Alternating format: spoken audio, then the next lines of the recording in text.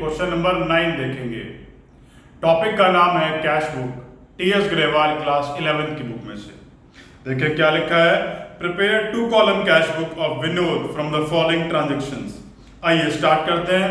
मैंने cash book का format board पर ड्रॉ कर लिया है, आप लोग भी मेरे साथ इसे ड्रॉ कर लें। मेरे साथ साथ क्वेश्चन को करते चलेंगे तो क्वेश्चन और भी अच्छे तरीके से समझ में आएगा। आइए स्टार्ट करते हैं। Cash in hand.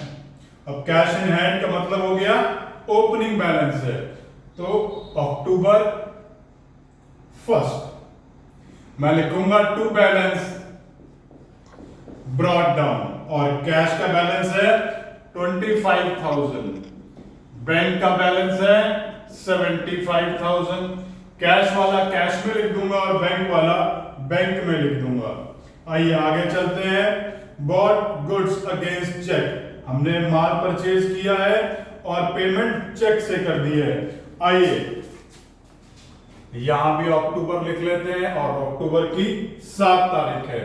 यहां मैंने लिखा बाय परचेज, और क्योंकि पेमेंट चेक से करी है तो मैं इसे बैंक वाले कॉलम में लिख दूंगा। नेक्स्ट इज 8 अक्टूबर को बॉट गुड्स, जो बॉट गुड्स लिखा है इसका मतलब परचेज तो किया है लेकिन कैसे, कैश में। जब कैश में किया है तो मैं 5,000 कैश में लिखूंगा। Honoured our own acceptance by cheque, हमने अपने ही एक बीपी की पेमेंट कर दी, तो बाय बिल्स पेबल।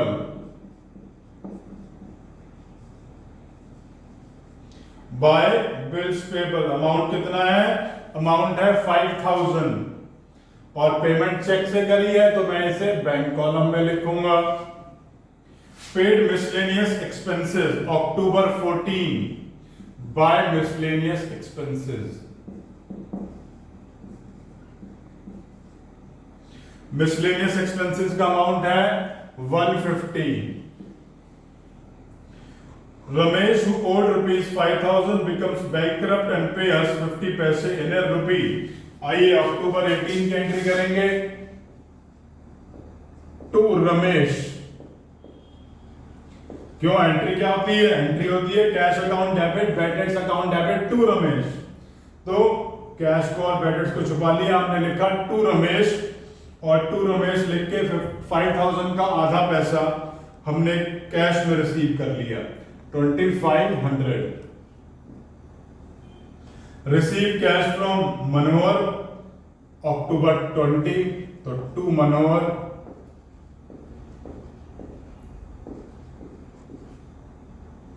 और क्योंकि डिस्काउंट भी है तो डिस्काउंट का हम कोई नाम नहीं लेंगे, सिंपल बैंक का अमाउंट लिख दिया, सॉरी कैश में अमाउंट लिख दिया 7,500।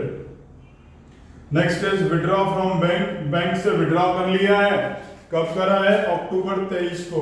जब अक्टूबर 23 को विड्रॉ करा है तो विड्रॉ की एंट्री होती है cash account debit to bank, तो मैं यहां लिखूंगा बाय कैश, क्योंकि ये कॉन्ट्रा एंट्री है तो उसका सी लगाऊंगा, और पैसे 4,000 रुपीज बैंक में लिख दूंगा। इसी तरीके से कॉन्ट्रा का इफेक्ट दो तरफ आता है, तो यहां भी लिखूंगा टू बैंक और सी लगाऊंगा कॉन्ट्रा के लिए, और इसे कैश में डाल दूंगा। अमाउंट है मेरा 4,000। Paid to Ghanshyam and company and receive discount. आइए पेमेंट साइड की तरफ चलते हैं। बाय घनश्याम,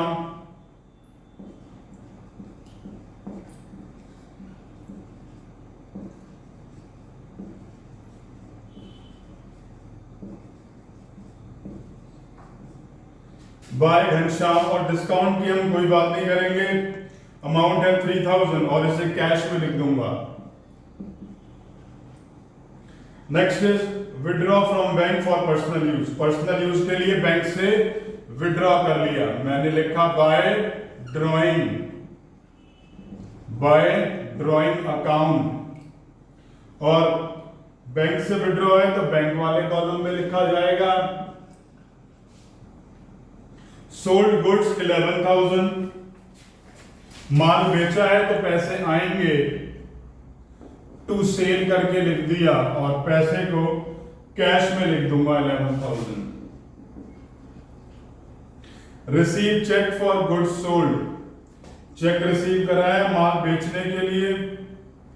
अब ये नहीं बता रखा क्वेश्चन में कि ये चेक हमने बैंक में कब डाला है, तो हम ये अज्यूम करते हुए चलेंगे कि इस सेल का जो पैसा आया था, वो जो चेक आया था वो सीधा हमने बैंक अकाउंट में ही डाल दिया है।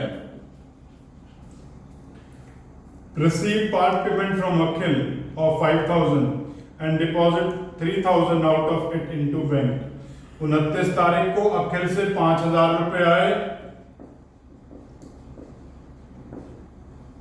जिसमें से 3,000 रुपए बैंक में डाल दिए, तो 3,000 रुपए यहां बैंक में आ गए, यहां 2,000 रुपए कैश में डाल दिए। आइए अब हम सब मिलकर के इनका टोटल कर लेते हैं। आइए इनका टोटल कर लेते हैं।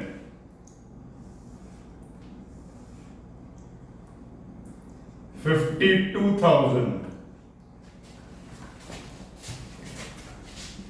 कैश का टोटल हमेशा डेबिट साइड वाला ही बड़ा आता है, तो वो मैंने दोनों तरफ लिख दिया। अब इस टोटलिंग में से इन तीनों को लेस करा और यहां पर एक बैलेंस जनरेट हो गया, जिससे मैं बोलूंगा बैलेंस कैरिड डाउन, और ये वैल्यू है मेरी 43,850 और महीने का लास्ट डाल देता हूं 31 अक्टूबर। ऐसे ही इस साइड का टोटल बड़ा आएगा, तो पहले इसको कर लेते हैं। दिस इज 97,000, क्योंकि ये टोटल बड़ा है तो मैंने दोनों तरफ लिख दिया 97,000 और इस 97 में से ये 27 लेस कर दिया, तो यहां बैलेंस रह गया 70,000। फाइनली क्वेश्चन इसी तरीके से करना है। क्वेश्चन में कोई भी डाउट आ रहा है नीचे कमेंट बॉक्स में कमेंट कर सकते हैं। वीडियो अच्छी लगे तो लाइक बटन प्रेस कीजिएगा, और अगर इस टॉपिक के ऊपर मेरा वीडियो लेक्चर नहीं देखा है तो प्लीज उसे भी जरूर देखिए। उसको देखने से ये सारे कॉन्सेप्ट हमेशा के लिए क्लियर हो जाएंगे।